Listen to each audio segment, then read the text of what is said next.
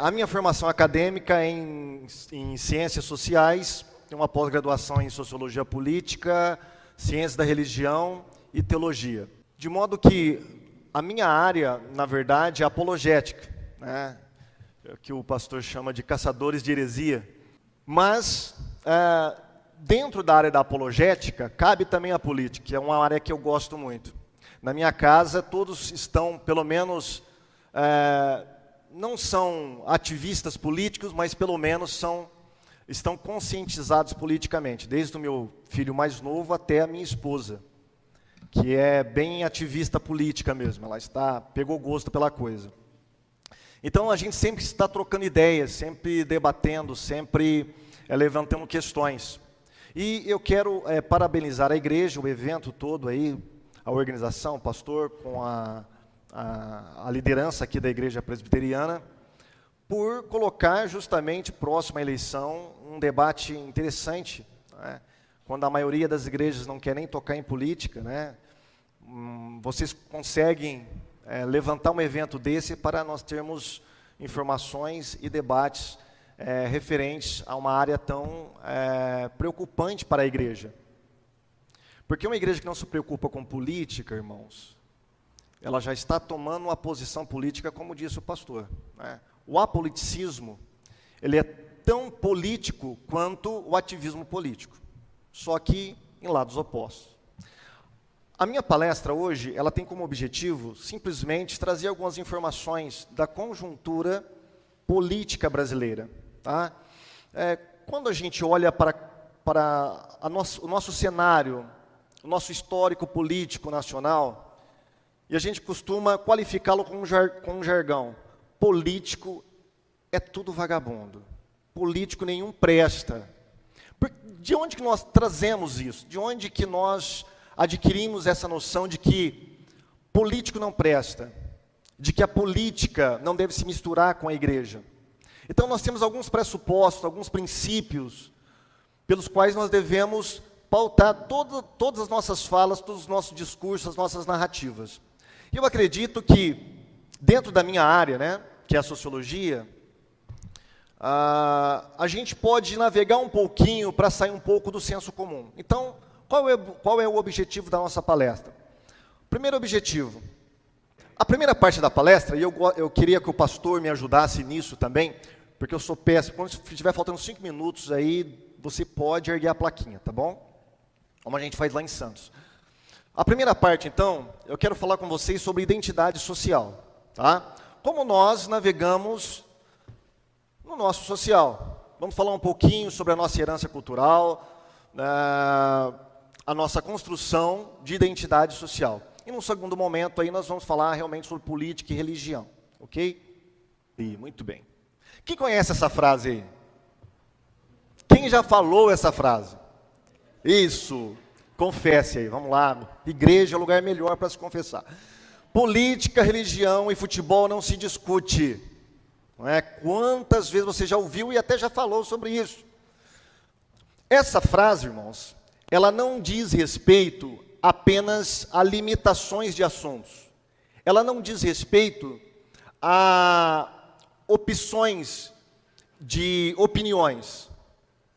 Se nós formos procurar um pouquinho mais lá, estruturalmente falando, nós vamos encontrar atrás dessa frase toda uma estrutura cultural que permeia a sociedade brasileira. Quando a gente fala política, religião e futebol não se discute, nós estamos querendo evitar conflitos. O que está estruturalmente por trás dessa frase é evitar conflitos. E evitar conflitos é praticamente a navegação que o brasileiro sabe fazer no mundo social. Tá? Então, eu gostaria, antes de falar sobre política e fé, falar um pouquinho da nossa identidade cultural. Como nós nos construímos como brasileiros? Qual é a nossa identidade brasileira? Não é? Qual a diferença entre ser humano e ser brasileiro? Quando eu falo sobre identidade de ser humano, estou falando de uma identidade psicobiológica e também, de algum modo, social. Mas quando eu falo sobre identidade brasileira, eu estou falando de uma identidade social e cultural. Também psíquica, mas mais cultural e social. Qual é a nossa herança? Por que nós agimos assim? Por que os políticos brasileiros agem como agem? Por que nós confundimos entre privado e público constantemente? Por que um deputado precisa pegar um avião da FAB, um avião do Exército, e viajar para assuntos particulares? Isso se torna normal. Por que um prefeito, um vereador, pega o carro da prefeitura e vai até sua casa almoçar? Ou pegar o seu filho na escola? Tudo isso está introjetado em nós, nós assimilamos essa cultura. E essa cultura deve ser procurada lá atrás. Todo esse meio de navegação, esse meio de comportamentos e de pensamentos que nós temos, não só como políticos, mas como brasileiros, tem sua origem lá atrás. Tá? Então é sobre isso que eu gostaria de falar um pouquinho para vocês aí nesta manhã. Vamos lá. A nossa herança cultural, tá? Entender o passado é a chave para você entender o presente. É o que eu chamo de chave hermenêutica, a chave de interpretação. Para você saber como a política brasileira está, como são os nossos políticos e como somos nós também, dentro da igreja, muitas vezes, e nós como brasileiros, como seres sociais, nós devemos encontrar essa chave hermenêutica lá atrás, é a chave de interpretação para nós fazermos uma leitura correta da nossa atualidade. Então aqui eu gostaria de chamar para a nossa conversa 3 carinhas interessantes que eu gosto muito. O primeiro carinha, esse cara aí, olha, Gilberto Freire. Já ouviram falar? Já leram Casagrande Senzala? Já leram? É um livro clássico, maravilhoso. O objetivo de Freire, tá, lá no começo do século, era simplesmente fazer uma pergunta: quem sou eu como brasileiro? Por que eu gosto disso e não daquilo? Por que eu me comporto dessa maneira? Por que eu penso dessa maneira? Então ele se lançou a uma pesquisa. E como ele era lá das bandas de Pernambuco, né, estado maravilhoso, ele começou a investigar a nossa herança no princípio. Tá? De onde que vêm os nossos pensamentos, de onde que vem o jeito que nós nos comportamos em sociedade. E ele foi buscar essa resposta onde? Na Casagrande e na Senzala, no colonialismo. E ele começou a perceber que dentro da nossa sociedade existe um tipo de cultura que nasceu lá atrás. E para nós entendermos como esse homem ele se comporta na vida pública, nós devemos nos voltar lá atrás na Casagrande e Senzala. Então ele vai mostrar para nós que a junção dessas 3 raças, né, o português, o indígena e o africano, ele construiu uma harmonia. Essa junção abafou os conflitos. De modo que o Brasil, de todos os países da América, é o que tem mais harmonia entre as raças. E ele vai falar assim, ó, isso está ligado quando o escravo entrava para dentro da Casa Grande e se misturava com o senhor de engenho e com a sua família. Esse modo de relação social, em que o escravo entrava para dentro da Casa Grande e se tornava mais um da família. Isso vai mostrar um tipo de navegação que nós vamos encontrar na vida pública. Por quê? Porque nós temos um modelo familiar ali, que é o patriarcal e patrimonialista. O senhor feudal, o senhor de engenho, é o que tomava conta de tudo, ele era o senhor de tudo. E o escravo via nesse senhor a solução de todos os males. Via nesse senhor o chefe supremo. Via nesse senhor o salvador da pátria, para tudo. De modo que, quando foi se misturando as raças, né, branco, português com escravo, com índio, foi se misturando e foi espalhando isso para as terras tupiniquins, isso foi construindo no brasileiro uma mentalidade cultural que nós vamos encontrar até hoje. E ele vai falar para nós em Casagrande Senzala, olha, Isso, na mentalidade de Freire, não é interessante esse modelo que está vindo do exterior, esse modelo impessoal, esse modelo de leis. Isso prejudica a cultura brasileira. Por quê? A cultura brasileira, ela é firmada, ela é fundamentada na pessoalidade, nas relações de intimidade. Você já percebeu que o brasileiro, na hora de votar, ele se preocupa mais com o executivo do que com o legislativo? Quase que a gente nem olha, deputado, senador, quem é o cara mesmo para a gente votar? Não, mas presidente, eu tenho meu presidente. Eu tenho o número dele na ponta da língua, eu tenho o nome dele, eu sei tudo sobre ele. De onde que vem essa mentalidade da gente se preocupar apenas com o presidente, com o executivo, dar maior importância ao executivo? A mentalidade senzala. Ele vai dizer para nós, olha, o brasileiro acostumou a procurar autoridades em que essa autoridade toma o poder por ele e ele só fica esperando. Ele fica no favor. Ele vai dizer para nós, olha, o homem brasileiro, ele navega na via pública com a mentalidade ou de senhor de engenho ou de escravo de senzala. De senhor de engenho, ele é autoritário. De mentalidade de escravo de senzala, ele procura favores. E não é assim que se comporta o brasileiro? É dessa maneira. Estamos à procura de favores. Mas quem vai desenvolver isso não é o Freire. Quem vai desenvolver isso perfeitamente é o Buarque de Holanda. No livro Raízes do Brasil, ele vai pegar toda essa pesquisa também do Freire e vai montar em cima dela algo fenomenal. Ele vai desenvolver um conceito chamado de homem cordial. Ele vai falar que o Brasil, ele tem um modo de comportar na vida pública, que é o homem cordial.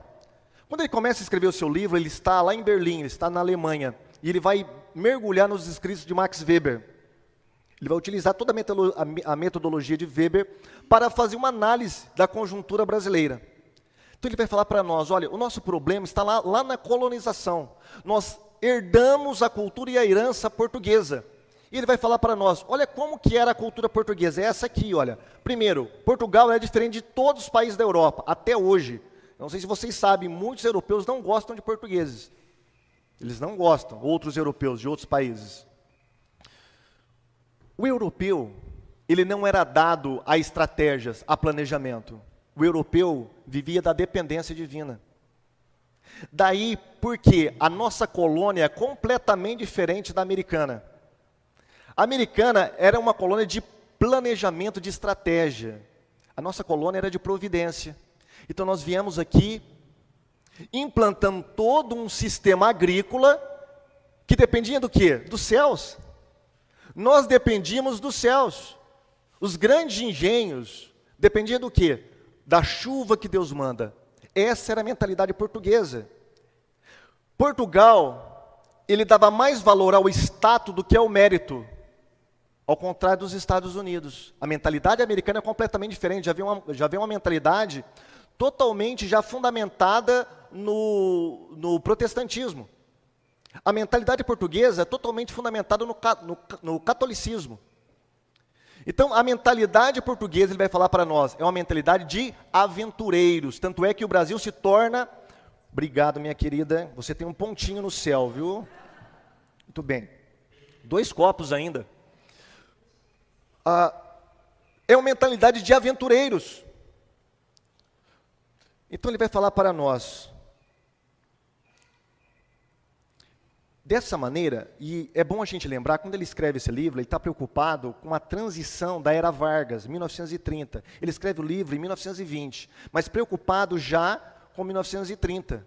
Porque nessa época nós estamos tendo uma transição. Que transição é essa? Saindo da área rural, da época do Freire, e indo para a área urbana, para uma época urbana.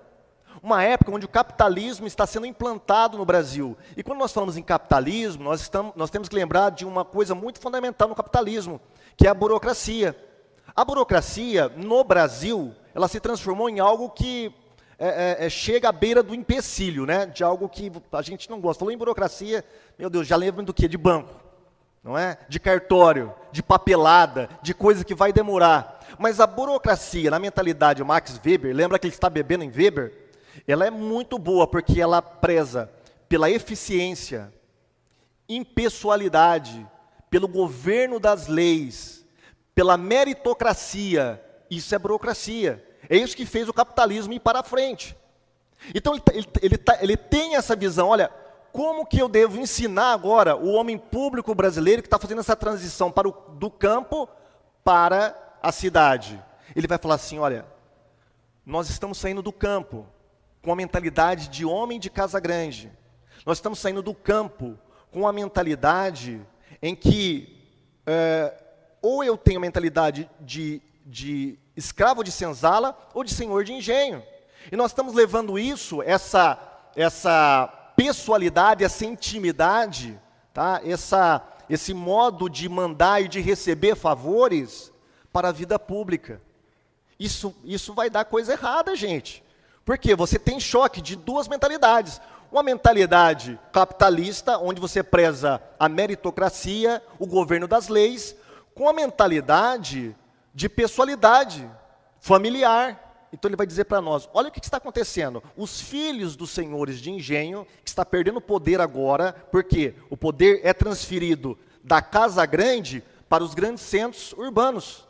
Quem está mandando agora é o Estado, é Vargas que está mandando. Ele está tentando construir uma nação. Mas o que está acontecendo? Os filhos de senhores de engenhos estão indo para a vida pública com a mentalidade de casa grande. Ou seja, uma mentalidade de pessoalidade, onde você manda ou onde você recebe favores. Tá? Então, esse homem, ele vai falar para nós, esse homem, ele não consegue distinguir entre o público e o privado. Ele entra num universo que está sendo implantado leis objetivas, leis que devem imperar na vida pública. Mas ele está vindo de uma vida urbana, onde impera o quê? As relações familiares. Ele está entrando para a vida pública dessa maneira. Ou seja, o que está acontecendo no Brasil moderno nessa época? Nós estamos tendo uma estrutura totalmente de mundo moderno, capitalista, do império das leis, só que a cultura e a mentalidade brasileira ainda não mudou. Deu para vocês começar a fazer o link disso aí? Isso impera até hoje. Nós temos uma mentalidade política, os nossos políticos, eles navegam na vida pública com mentalidade familiar. Por isso que você vê tantos escândalos, por isso que você vê tantos desmandos, tanta corrupção. Por quê? Porque eles pegam a coisa pública, né, a vida pública, como se fosse uma vida familiar. Eles trocam. Então, para ele, o público vira privado. Por quê? Porque nós temos essa mentalidade. Mais à frente, um pouquinho, nós temos o da Mata, que é um dos que eu gosto muito. Mesmo porque ele era militar, capitão do exército, né? E ele escreveu esse livro, Carnavais, Malandros e Heróis, que se tornou um clássico, e um modo de você enxergar como que se comporta a sociedade brasileira. Ele vai pegar, então, toda essa pesquisa, desde Freire e do Holanda, e vai fazer uma mesclagem, só que agora mesmo na vida urbana. Tá? A vida urbana já está estabelecida no Brasil. Ele vai falar para nós, olha, o brasileiro, ele tem dois modos de navegar. Um é a rua, o outro é a casa. A casa é o lugar de aconchego. Ele está falando numa linguagem parecida do Holanda, só que de um formato diferente. Ele vai falar assim, olha, a rua, aliás, a casa é o lugar do aconchego. A casa não é apenas um espaço geográfico, é um espaço moral. Ela está cheia de significados. Na casa impera a pessoalidade, impera o aconchego, não há atritos, há paz e harmonia. Na casa, eu tenho o meu reconhecimento, eu sou pessoa em casa. Ao contrário da rua. Na rua, impera a impessoalidade, impera as leis, impera o conflito. Na rua, você não é pessoa, na rua você é indivíduo. Então ele vai falar para nós. O problema do brasileiro é que quando ele vai para a vida pública da rua, aí ele está falando a mesma linguagem de Holanda, mas de um formato diferente. Quando ele vai para a vida pública, quando ele sai para a rua, ele sai com uma mentalidade de casa, uma mentalidade familiar, uma mentalidade de harmonia. Só que quando ele chega na rua, ele encontra o quê? A dureza da lei. Ele vai falar para nós, olha, dessa maneira, como as leis são colocadas no Brasil, de cima para baixo, sem uma construção do povo, tá? Por isso ele vai falar assim, ó, as leis aqui no Brasil, a gente pode falar que a lei pegou ou a lei não pegou. Ó, essa lei pegou, essa aqui não pegou. Ou seja, você pode burlar essa lei. Ela não pegou, ela não faz parte, ela não foi introjetada em nós. Ao contrário, por exemplo, dos Estados Unidos, França e outros países da Europa, onde você tem lei ou não tem lei. As leis são obedecidas de fato.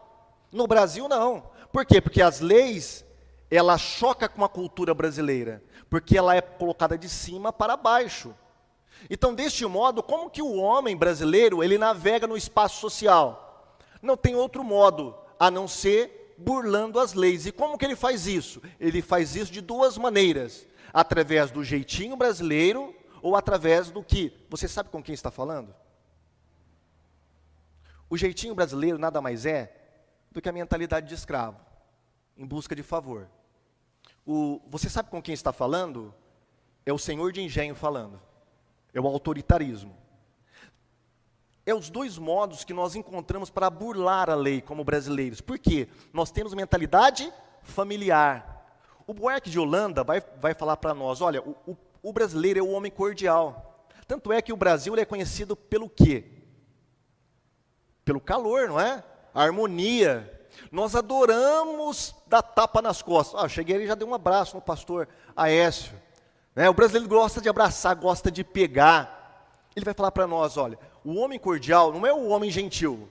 O homem cordial vem de cardíaco, ou seja, o homem do coração, o que age com o coração. Ele pode tanto ser harmonioso, dócil, como ser autoritário. Tá? Ele pode ter tanta mentalidade de favela, ou de senzala, como a mentalidade de senhor de engenho. E o Buarque vai a fundo nisso, é maravilhoso o livro dele. Ele vai falar assim, olha, você percebeu como que o brasileiro gosta do diminutivo? A Santa Teresa vira Terezinha, né? Robinho, não é verdade? Quem que tem apelido aí no diminutivo? Olha lá. Carlinhos, olha aí, Carlinhos, não é? Ou a gente também pode aumentar, né, Carlão. Mas a gente nunca gosta de chamar exatamente pelo nome. Se não tem nome, a gente coloca um apelido. Por que nós fazemos isso? Porque nós gostamos de nos aproximar, nós não gostamos de aparência. É horrível, o brasileiro não entende como que os japoneses não conseguem se tocar ao se cumprimentar. Não é verdade? É assim. E aqui eu estou numa igreja presbiteriana. Estou numa igreja fundada por europeus. Sim ou não? Não sei. Não? Asiático. Tá, mas a matriz presbiteriana é fundada por americanos e europeus, sei lá. Os presbiterianos, eles têm uma maneira adquirida de lá. Hoje eu estou na igreja batista, mas a minha raiz, ela é assembleiana. A minha base é toda assembleiana. E as igrejas pentecostais, principalmente a Assembleia de Deus, é uma igreja genuinamente brasileira. E você pode chegar que você vai levar um abração mesmo. Tá? O diácono que tá na porta, sem dente lá, ele vai te dar aquele abraço caloroso. Eu não me adaptei muito bem nos primeiros meses na igreja batista, porque nós temos uma cordialidade europeia, diferente do brasileiro. O brasileiro gosta de calor, ele gosta de intimidade. De modo que o Damata vai falar para nós assim, olha, o que acontece quando o homem vai para a vida pública? Ele burla a lei. Ele tem duas maneiras. O jeitinho brasileiro. O jeitinho, eu não nego a lei. Eu simplesmente domestifico a lei ao meu favor. É quando você está ali, ó, apressado e chega na fila do banco, aquela fila imensa, mas você conhece o caixa. O que você faz? Dá uma volta. Ô Ricardinho, você pode pagar aí? Amanhã eu passo aí e pego, beleza? Beleza, tranquilo. Sem nenhum problema. Você parou o carro e não pare. Aí chega o guarda lá para te multar. Moço, eu fui levar a minha mulher que está passando mal, pelo amor de Deus. Pelo amor de Deus, o senhor não é cristão? Jeitinho brasileiro. O jeitinho, vendo de uma perspectiva sadia, ele é até bom. Porque ele é criativo, o brasileiro é muito criativo, né? É só você olhar os memes que é feito sobre política, você vai ver como que é criativo o brasileiro. Mas o jeitinho do lado ruim, mal, ele prejudica. Porque nós somos avessos às leis, nós não gostamos de impessoalidade. Muito bem. Então, dessa maneira, ele vai falar. E ele vai falar mais, ele vai falar assim, ó, além do jeitinho, do sabe quem você está falando, porque você sabe com quem está falando, é a maneira de você navegar com a mentalidade de senhor de engenho. É burlar a lei, só que de uma maneira autoritária. É você falar assim, ó, nem todos são iguais perante a lei. Existe aqueles que estão num patamar superior. Você sabe com quem você está falando? Eu sou o vereador fulano de tal. Ah, mas o cara foi pego alcoolizado, dirigindo alcoolizado, mas ele fala para o policial. Você sabe com quem está falando? Eu sou o juiz fulano de tal, mas o cara está bêbado no volante. Você sabe com quem está falando? Eu sou a empregada do delegado lá fulano de tal. É o jeitinho autoritário de senhor de engenho, enquanto o outro é o de mentalidade de senzala. É dessa maneira que nós navegamos o nosso espaço social, e dentro da igreja da mesma maneira. Tá? Por exemplo, ele vai dizer para nós que o catolicismo não provocou nenhuma reação política na nação brasileira por causa dessa maneira adocicada, do jeitinho, não é? O catolicismo popular, ele não tem força para impor uma moral na vida pública. Tanto é que todas as grandes modificações que foram feitas no país, foram feitas por maçons. Perceberam isso? Independência, república, maçons. Não foram por católicos. Então ele vai dizer para nós, a nossa maneira de navegar, ela tenta burlar a lei. E tem mais uma maneira, a maneira do malandro, ele vai falar. Por isso que é malandros e heróis. O malandro, ele faz do jeitinho o seu modo profissional de viver a vida pública. O malandro, para se tornar malandro, ele precisa de um contraponto, o otário. Porque senão não tem malandro. Tem que ter o otário. O otário é a escada do malandro. E quem é o otário? O otário é aquele que obedece às leis. O malandro não. O malandro, ele tem que burlar as leis. Ele tem que viver da quebra das leis. E mostrar que eu prefiro a impessoalidade do que a pessoalidade do que a impessoalidade das leis. Muito bem. Irmãos, isso aqui só foi para mostrar para vocês como é feita a mentalidade cultural brasileira. E essa mentalidade é a mentalidade dos nossos homens públicos, que toma conta da República Brasileira. É dessa maneira. Então, não nos deve assim assustar, para quem conhece, né, essas estruturas culturais, não nos assusta saber como está a política brasileira fundada na corrupção. Isso não é questão do PT apenas, vem lá de trás. Vem lá de trás. Tá? Por quê? Porque nós temos essa mentalidade. Muito bem. Eu já devo estar passando do horário aí. Opa. Então, a nossa sociedade, ela foi formada por um corte enorme entre elite e o povo. Tudo vem de cima para baixo. O povo não constrói. O povo precisa do quê? De um salvador da pátria. Por isso que a gente abdica da nossa maneira de tomar decisão, abdica da nossa liberdade, da nossa segurança, para transportá-la para um salvador da pátria. Para um salvador da pátria. O brasileiro sempre está procurando um salvador da pátria. E dentro da igreja evangélica não é diferente. Não é diferente. Tá? Por quê? Porque a gente acredita, a nossa mentalidade é, se a gente conseguir colocar um presidente evangélico no poder, melhora todo o Brasil.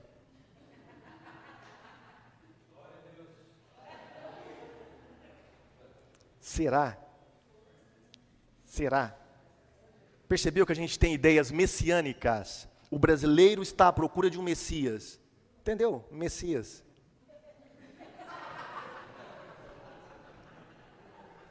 Pessoal, religião e política não se misturam. Esse livro aqui, do Paul Freston, eu perdi uma ótima oportunidade de fazer mestrado com ele, mas ele já foi embora do Brasil. Ele é inglês, dava aula aqui na UFSCar, de pós-doutorado em Sociologia da Religião, um homem muito capaz, muito inteligente. Tem um livro chamado Política, Igreja e Estado... Política sim, Igreja e Estado não, eu estou com um livro aí. E ele diz aqui, olha, religião e política se misturam, enquanto igreja e Estado não pode se misturar. A reforma protestante ela foi feita baseada neste pensamento, de que o Estado não deve ser religioso, deve haver o quê? Uma diferença, então uma separação entre igreja e Estado. Agora, veja bem, não misturar religião e Estado não é a mesma coisa que não misturar religião e política. Igreja e Estado não, religião e política pode ser. Tá? E ele vai começar o seu livro desconstruindo um mito chamado de Estado laico. Hoje, qualquer coisa, né? A pessoa fala, mas o Estado é laico. Você não pode ler a Bíblia num plenário, porque o Estado é laico. Você não pode ter um símbolo religioso, porque o Estado é laico. Então, as pessoas estão levando para o extremo o conceito de laicismo. Tá? O Estado ser laico diz respeito à administração do Estado. Ele não pode ser governado por uma religião determinada. Tá? Mas isso não quer dizer que o Estado não pode conter símbolos, não pode conter conceitos religiosos. Por quê? Porque o Estado legisla sobre tudo. Ele protege o direito de religião. E o direito de religião e a religião em si é uma cultura. Como que eu vou deixar minha cultura de lado e entrar no Estado? Ah, tá, agora eu vou deixar de ser, por exemplo, nordestino para eu me transformar em deputado federal. Não posso. Eu trago comigo toda a minha herança.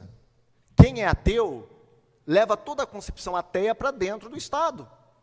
E quem disse que um cristão não pode levar os valores cristãos para dentro do Estado? Não só pode, como deve levar. Porque os direitos humanos, todas aquelas leis que protegem a vida, a propriedade, tal, foi baseada onde? Em valores cristãos. Valores que estão exauridos aí na Bíblia Sagrada. Muito bem. Aí nós devemos evitar alguns extremos. Tem um grupo de ateus aí, chamado Ateia, que é uma organização, eles estão fazendo marcação cerrada em tudo que diz a respeito da religião, de algum modo em repartições públicas. Por exemplo, essa reportagem aqui, lá em Praia Grande, tem uma praça lá, eles mandaram tirar a Bíblia da praça. Justiça determina a remoção de inscrições bíblicas de praça em São Paulo a pedido de ateus.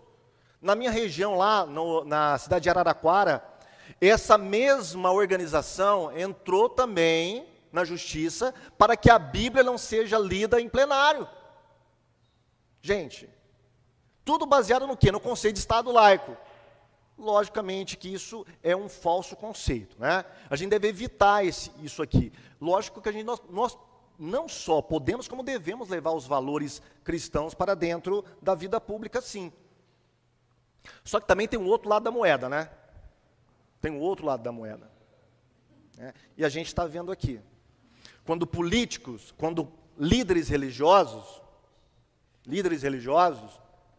fazem do púlpito palanque de propaganda política. Não é? Isso é errado. Tanto é errado que a justiça brasileira agora proibiu isso, porque está virando uma vergonha. Então, tem os dois lados da moeda. Aqui, você mistura as coisas. Lá, você proíbe as coisas.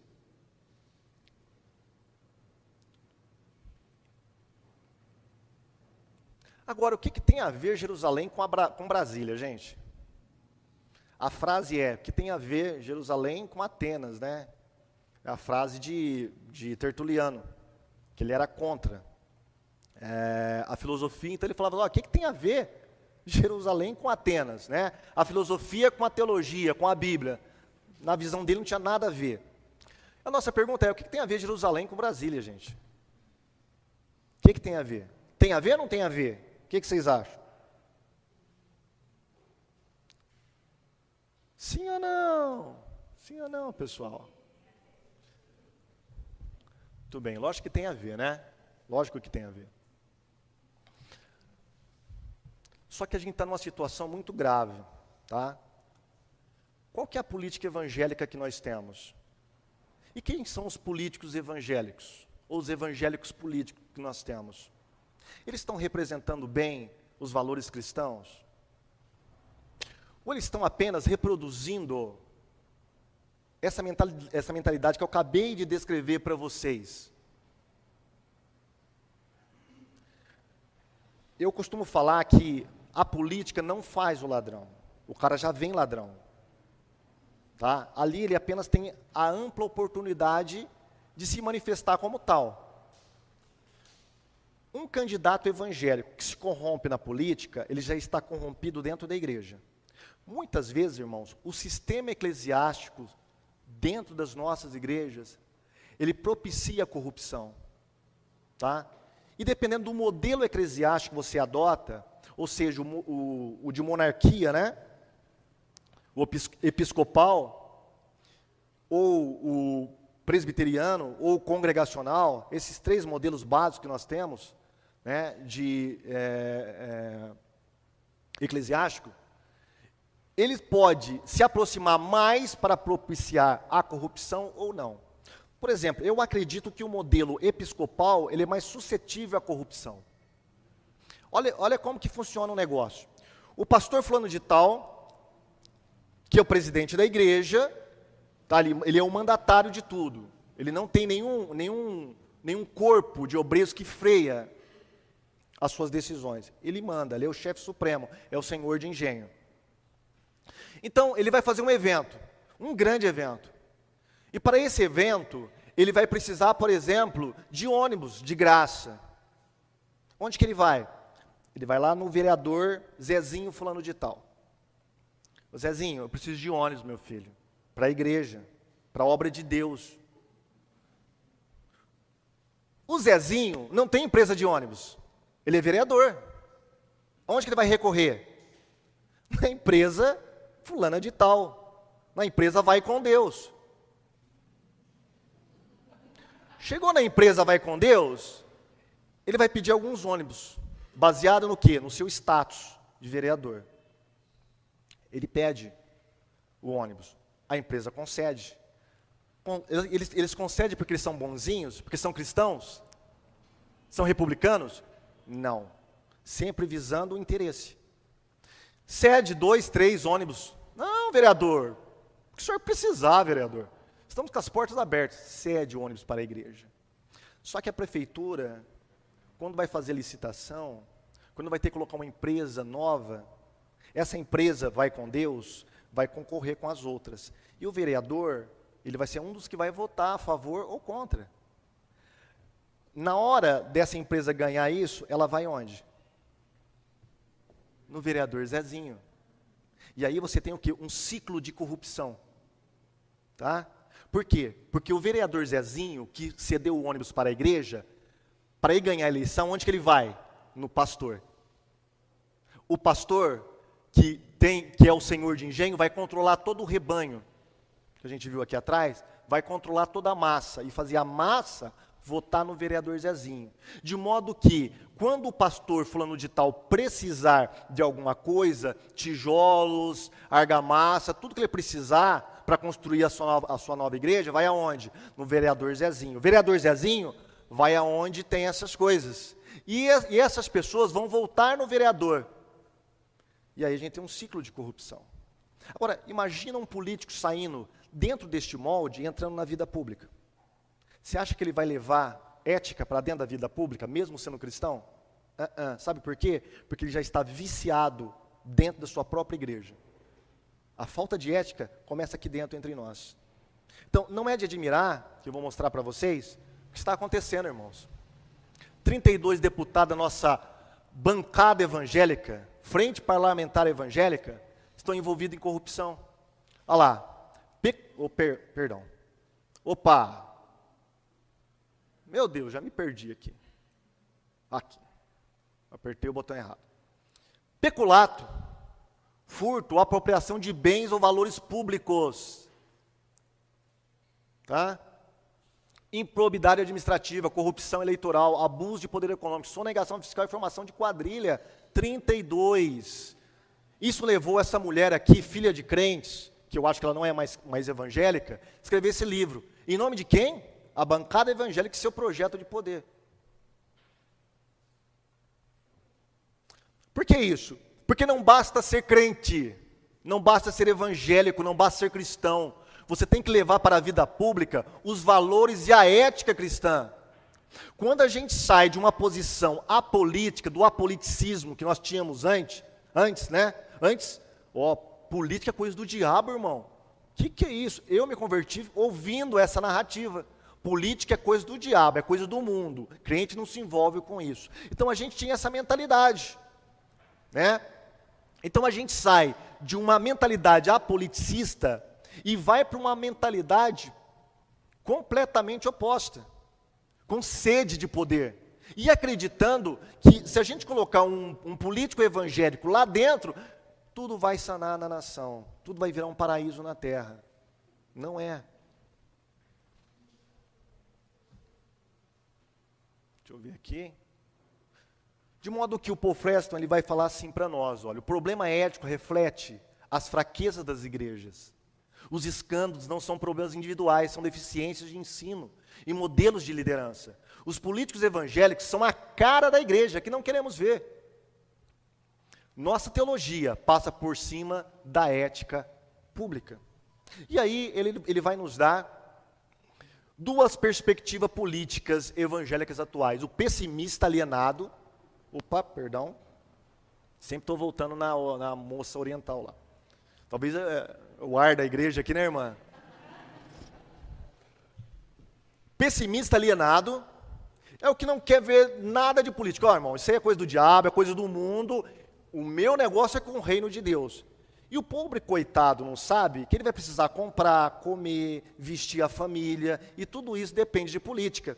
Se você não gosta de política, quem gosta vai te dominar. Isso é uma lei básica. Mas depois que nós começamos a gostar de política, sem passar por uma ética evangélica pública, nós vamos cair aqui, ó, no triunfalismo messiânico. Acreditar que, pelo fato de nós termos um político evangélico, nós vamos ter uma nação abençoada.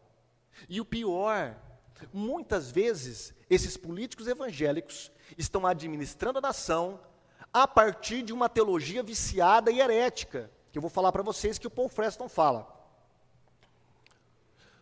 Primeiro, ele vai falar sobre batalha espiritual, tá? Mas deixa eu passar aqui. É aqui, né? Deixa eu mostrar um negócio aqui. Esses três foram presidentes. Esse cara aqui foi o primeiro presidente evangélico da África, Zâmbia. Tá? Esses dois aqui da Guatemala. Ok? Dois presidentes evangélicos, dois primeiros presidentes evangélicos da Guatemala.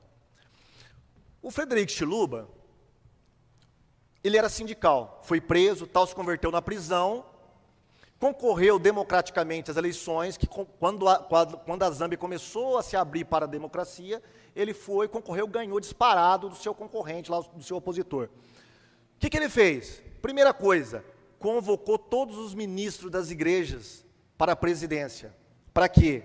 Para fazer um culto de libertação da nação.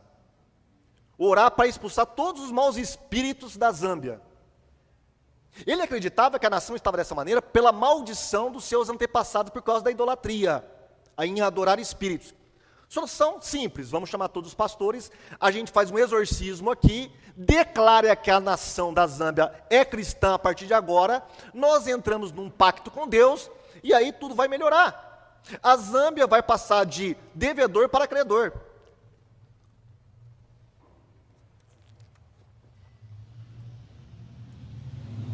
Ele começou a dar cargo para pastores. Ele começou a convocar evangelistas e pagar com dinheiro público para fazer cruzadas no país. Só que ele começou a fazer igual o seu antecessor, a ser um ditador. Mudou a Constituição, começou a prejudicar democraticamente, né, o seu opositor, para que ele não galgasse o poder, para tomar o poder das mãos dele. Foi um péssimo, se tornou um ditador. Por quê? Porque essa teologia da batalha espiritual, essa teologia da confissão positiva, não pode ser transposta nem para a teologia bíblica, muito menos para a vida pública. Então, ele pensou que fazendo isso ia libertar a nação, que ia ser próspera, simplesmente declarando que a nação é do Senhor Jesus, Zâmbia é do Senhor Jesus. Como a gente viu aí, né, algumas décadas atrás, em vários, declare, povo brasileiro, a nação do Senhor Jesus, e aí tudo vai mudar, vai virar uma maravilha. Não é assim. Nós estamos levando para a nossa vida pública, quais são os valores? Nós estamos levando uma mentalidade mundana aí fora. Como eu estava conversando com o pastor ali, né, ali fora, muitas vezes a igreja está pensando como pensa o mundo. E Paulo fala lá em Romanos capítulo 12, né, não vos conformeis com este mundo, mas transformai. A palavra transformar ali tem um sentido de metamorfose. É aquela metamorfose, né, da lagartinha para a borboleta, transformação radical, total, numa maneira completamente diferente de ser, né? Transformados pela renovação da vossa mente, metanoia, renovação total da mente. Então a transformação começa aqui, olha, começa aqui na nossa mente, nosso entendimento. Isso também passa pela cultura, pela nossa mentalidade cultural. De modo que eu não acredito que simplesmente colocando um político evangélico, tudo vai melhorar. Esse político ele foi construído a partir de quais valores? Qual plataforma, para falar a linguagem do pastor, qual plataforma esse político foi construído? Esses dois aqui, da Guatemala, também cristão. Esse aqui, um general, se tornou um ditador. E esse aqui também de uma igreja que fazia, na época, libertação pela Guatemala, largou o pastorado para virar candidato. Ganhou, estava afundado em corrupção. E todos eles tinham cobertura espiritual e profética. Veio profetas dos Estados Unidos para profetizar para ele que ele seria o novo homem de Deus na Guatemala. Muito bem. E aí o Paul Freston vai falar assim, olha, nós temos alguns modelos de política no Brasil, tá? Entre os evangélicos. O primeiro modelo é o institucional, o outro é o autogerado, e o modelo que ele propõe é o comunitário. Eu não sei como está meu tempo aí, pastor. O modelo de política institucional, ele não menciona, ele menciona, mas não menciona esse livro do Macedo, mas eu coloquei aqui, é um livro emblemático que reflete muito bem o que Paul Freston está falando. Olha o livro do Macedo, Plano de Poder, Deus, os cristãos e a política. Você acha que vai sair alguma coisa boa daqui? A Igreja Universal, o que ela fez? Ela criou um partido. O Paul Freston vai falar assim, olha, isso é furada. A igreja não pode se misturar com política. A igreja, instituição, denominação não pode se misturar com política. Por quê? Quando a política da igreja não der certo lá e acontecer alguma coisa de errado, isso vai refletir no quê? Na igreja, como instituição. A igreja vai ficar manchada. Esse modelo não dá futuro, isso aí não funciona. Ele vai falar, olha, a igreja, ela não pode se envolver com política, a igreja no sentido institucional. Tá? É diferente. Mas aqui, ó, nesse livro, olha o que o Macedo vai falar para nós. Vamos nos aprofundar através desta leitura, no conhecimento de um grande projeto de nação elaborado e pretendido pelo próprio Deus, e descobrir qual é a nossa responsabilidade neste processo.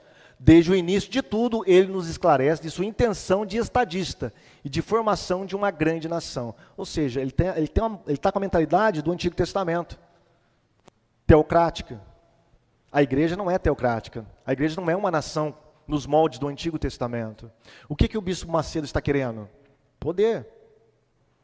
Submeter a política à religião institucional. Isso não vai dar certo. Um outro modelo, que ele vai chamar de modelo autogerado, é aquele indivíduo autônomo, tá? Ou ele se converte próximo à política e se diz candidato evangélico, ou ele já era evangélico, traz uma carreira para a política e se lança ao eleitorado evangélico. O problema disso, ele vai falar, esse pessoal, isso aqui eu só peguei como exemplo, viu, pessoal? Tá? Não estou falando que são eles, mas, por exemplo, o Antony Garotinho, ele falou assim, né, na época em que ele estava concorrendo, olha, eu sou evangélico, mas eu não misturo religião com política. Está errado. Se ele não mistura religião com política, ele não está levando os valores cristãos para dentro da política. E o problema disso aqui é o seguinte, quem que vai controlar essas pessoas? Depois que elas pegam, de novo, eu vou falar para vocês que eu estou apenas usando como exemplo, tá? Não estou falando que eles são assim. Cada um interprete como quer. Eles depois não têm compromisso nenhum de responder aos seus atos na vida pública para a igreja. Não tem. Se eles fizerem A ou B ou C, se eles fizerem bem ou ruim, eles não precisam responder para ninguém. Não tem ninguém que os controle. Eles são autônomos. Tá? Então você vê, o candidato vem na igreja, fala que vai fazer isso, vai fazer aquilo, o cara ganha. E aí você vê daí há um ano o cara lá na lista de corruptos. E aí, você vai pedir o quê? Explicação para ele? Ele não vai te dar explicação. Então o modelo proposto pelo Freston é o seguinte.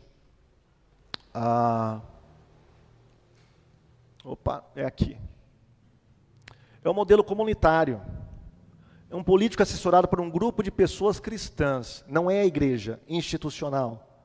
É um grupo de pessoas engajadas politicamente dentro das igrejas que pode fomentar, tá, um quadro que possa eleger um político que, de certa forma, vai responder à crítica profética daquele grupo.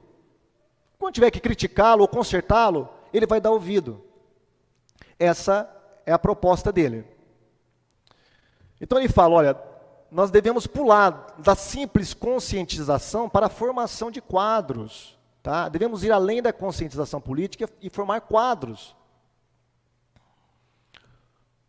Ele fala assim para nós também, nós devemos ir além das pautas tradicionais da bancada evangélica, do que nós evangélicos sempre trabalhamos. Quais são essas pautas? Proibição de casamento com pessoas do mesmo sexo, proibição do aborto, liberdade religiosa, identidade de gênero, legalização das drogas, legalização de jogos de azar, isenção fiscal das igrejas. Essas são as pautas que a gente está circulando, né? A gente fez alguma evolução? Sim, algumas são muito boas. Só que a gente deve ir além disso aqui. Qual é a proposta que nós temos evangélica, como evangélicos, para a nossa nação? Por exemplo, para as artes. O que nós temos de proposta para as artes? Para a cultura. Tá, beleza, vamos colocar um presidente evangélico. Ele vai escolher quem para tomar conta da cultura, baseado em valores cristãos? Do esporte. E aí, fala para mim, do esporte. Qual é o projeto evangélico que nós temos baseado em valores cristãos para o esporte? Nós temos alguma pauta? Nós temos algum projeto disso? Nada. Nós não temos nada, irmãos. Nós queremos ganhar o poder, simplesmente por mágica, acreditando que o Messias que estiver lá, ele vai resolver todas as coisas. Não vai resolver todas as coisas. Esse evangélico não tem um projeto para a nação. Não tem um projeto de valores cristãos para a nação. Então, o que nós devemos fazer? Ele vai falar para nós, nós devemos trabalhar algumas bases. Que bases são essas? Base, primeiro, teológica do engajamento político. Mostrar para a igreja que, ao contrário de que muitos cristãos pensam, a Bíblia fala muito sobre política. Tá? Não essa politicagem, não é politicagem, é sobre política. Porque quando o brasileiro, principalmente, né, como é alienado politicamente, o brasileiro, não é nem o evangélico, o brasileiro, no geral, quando ele fala a palavra político, ele pensa a palavra política, o que ele pensa? Em política partidária, em política institucional. Então, ele não quer se misturar com política institucional e nem partidária. Mas a palavra política, ela é muito mais lata, gente. Tá? Política a gente faz constantemente, em todos os momentos. Por exemplo, dentro de uma família, há toda uma relação de poder. Isso é política. Dentro da igreja, muito mais. Quando o pastor aqui decide, tá? Eu quero fazer alguma coisa lá. Tá? Aí tem um órgão que vai assessorar esse pastor, que vai opinar, tal. Por exemplo, na Igreja Batista, como é congregacional, o pastor ele deve obrigatoriamente levar perante toda a igreja. Olha, eu quero comprar o terreno do lado. Todos aceitam? Ah, não, pastor, eu não aceito não. Por que o senhor quer comprar esse terreno? A gente tem dinheiro em caixa? A gente tem isso e tal. Então, o que nós estamos fazendo ali? Política. Diretamente, nós estamos fazendo constantemente política. Só que as pessoas não sabem disso. Experiência cristã na política do mundo moderno, a história dos evangélicos na política brasileira. Nós tivemos 2 presidentes evangélicos. Vocês sabiam disso? Café Filho, ficou 1 ano no poder, foi deposto. E depois o Geisel, na época dos militares. Geisel era luterano e Café Filho era presbiteriano.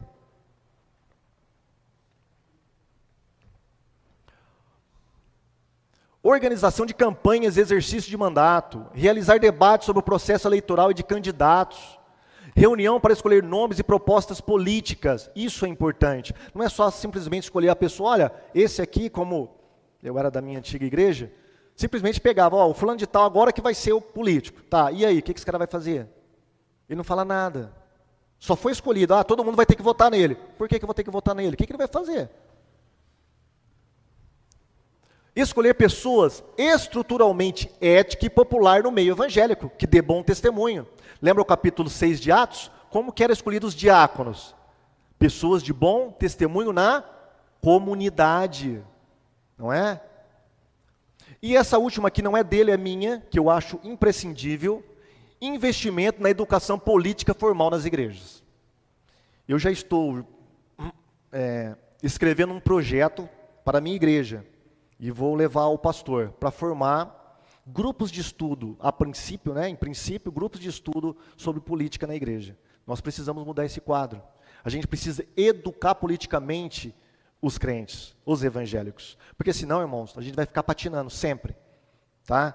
A gente vai cair no fisiologismo político, tá? No triunfalismo messiânico, sempre, sempre, sempre. A gente precisa educar, tudo parte da educação. Bom, deixa eu tomar meu copo com água. Já está orado, né, irmã? Já orou, né? Eu já estou acabando, viu, gente? A segunda solução não é dele, tá? Essa solução é a redenção da cultura pela cosmovisão cristã. É de uma moça muito conhecida no meio reformado. É a Nancy Pierce. Tá? Olha o que ela fala. Nesse livro, Verdade Absoluta, muito bom. Quem não leu, eu aconselho a ler. Os evangélicos arriscaram tudo em apenas uma única questão. Lançaram-se ao ativismo político como um modo mais rápido e mais seguro de fazer diferença no cenário público. Então nós temos de um lado, polarizado, os ateus, agnósticos e aqueles que não são religiosos, que acreditam que você não deve levar nada dos valores cristãos para a vida pública, porque o Estado é laico. Para contrapor a isso, ela está falando, os evangélicos se lançaram que nem doidos na vida pública. Mas ela vai falar aqui, olha. Sem perceber que a política tende a espelhar o quê? A cultura, e não o contrário. É o que nós acabamos de falar na palestra. Os nossos políticos brasileiros, a nossa estrutura política que nós temos no Brasil, reflete o quê? Colônia, Casa Grande em Senzala, rua e casa, jeitinho brasileiro. Você sabe com quem está falando? Toda essa mentalidade está permeada onde? Na cultura política brasileira. É isso que ela está falando. Ela fala assim, ó, a política apenas está espelhando a cultura que está aí fora. O que nós temos que fazer então, gente? O trabalho mais eficaz é feito por cristãos comuns, cumprindo o chamado de Deus para reformar a cultura em suas esferas locais de influência. Precisamos desenvolver uma cosmovisão cristã, Precisamos libertar o evangelho de seu cativeiro cultural. Não é? Por quê? O que os adeptos do laicismo fez? Pegou a religião e jogou para o privado. Olha, vocês têm que ficar quietinho. Falta 15 minutos. Isso? Isso? Ou já foi, já passou? Falta 15, tá bom. O que eles fizeram? Ó, fica quietinho. Vocês podem falar de Deus, desde que seja dentro de 4 paredes, tá bom? Aqui não, vida pública é completamente diferente. É isso que os novos ateus lá nos Estados Unidos estavam tentando fazer. Richard Dawkins, tá? E toda aquela patota toda. Fazer o quê? Pegar a religião e tirar da vida pública. Olha, você pode até ter a sua religião, que acredite em Deus, só que desde que seja no privado. Não venha falar de Deus na vida pública. Ok? Então, ela está falando exatamente isso aí, olha. Precisamos desenvolver uma cosmovisão cristã, precisamos libertar o evangelho de seu cativeiro cultural e restabelecer o status de verdade pública. Ou seja, fazer uma redenção também na área política. Tá? E como que nós vamos fazer isso? Sabe quem que fez isso aqui já, gente? Vocês vão ter uma palestra hoje sobre isso. Tá? É o Renato Vargas, eu acho que vai falar sobre isso. Não sei. Marxismo cultural. Tá? Quem que fez isso? Gramsci. Marxista italiano. Que de sua prisão, ele foi preso pelo governo fascista. Da sua prisão, ele escreveu os famosos 6 cadernos do cárcere, onde ele elaborou todo um plano para modificar o marxismo. Porque o marxismo até então era aquele marxismo que tinha dado certo. É o revolucionário que você pega em armas. Tá? É o sangue, é tudo ou nada. É a ideia de Marx, Lenin e Stalin. Tá? Nós vamos tomar o poder, é a ditadura do proletariado. Nós vamos tomar o poder, mas através do quê? Da força, da arma. Vamos impor de cima para baixo. Apesar de que eles falam que é de baixo para cima, né, do proletariado. Mas, na verdade, tem toda uma hierarquia de poder. Mas, enfim, o que Gramsci fez? Eu vou até passar um pouquinho para dar palestra do irmão, o irmão me perdoe. O que ele fez? Assim, olha, isso aí não está dando certo. Tá? A gente está levando só paulada. Não está dando certo. Esse positivismo do capital, isso aí está estragando. A gente tem que modificar. Como que a gente vai introduzir a revolução? Não é pela via das armas, é pela via cultural. Pela via cultural. E aí, ele criou o que ele chamou de intelectuais orgânicos. O que é um intelectual orgânico? Ó, o irmão me perdoe. O irmão que vai palestrar me perdoe, mas já estou entrando na palestra dele. O intelectual orgânico é justamente aquelas pessoas que estão na base de poderes, mas não o poder político apenas, qualquer poder. É aquela senhora que está lá como presidente do bairro, aquele diretor da escola, é aquele médico que tem alguma chefia, é aquele policial dentro do quartel. Então, o que ele fez? Olha, nós precisamos mudar a mentalidade cultural dessas pessoas. Não é ir apenas lá na política, é aqui, ó, culturalmente. A partir do momento que as pessoas tiverem a sua mentalidade mudada, como dizia Marx, né, e elas tomar consciência de classe, elas então vão começar a pensar dessa maneira. E nós vamos começar a tomar todo o poder. Esse negócio do marxismo aí, economicista, positivista, isso aí já era da época de Marx. Agora os tempos são outros. E ele conseguiu fazer muito bem isso aonde? No Brasil. Dá uma olhada como que está a educação no Brasil. A economia do Brasil. A cultura do Brasil. Irmãos, a Bíblia diz muito acertadamente, os filhos das trevas são mais prudentes do que os filhos da luz. Nós deveríamos estar fazendo isso. É o que a Nancy Pierce propõe aqui, de maneira diferente, né? Mas ela propõe a mesma coisa que Gramsci já fez lá atrás. Nós devemos fazer o quê? Educar, tomar o poder. Poder como? Simplesmente para estar no poder, para falar que é evangelho? Não, para transformar essa cultura, transformar essa mentalidade. Enquanto nós não pegarmos os nossos filhos, ensinar fazer uma leitura da sociedade aí fora, a gente não vai conseguir muitas coisas, tá? A gente está mandando os nossos jovens para a faculdade, lá eles são doutrinados e voltam para dentro da igreja. É isso que está acontecendo. Então nós devemos começar aqui. Eu acho que a via principal é essa da Nancy Pearce. Tá? Essa é a via principal, trabalhar a cultura. E depois, subir um pouquinho na proposta do Paul Freston lá, de começar a criar quadros, a educar politicamente a igreja. Bem, irmãos, era isso que eu tinha para falar para vocês.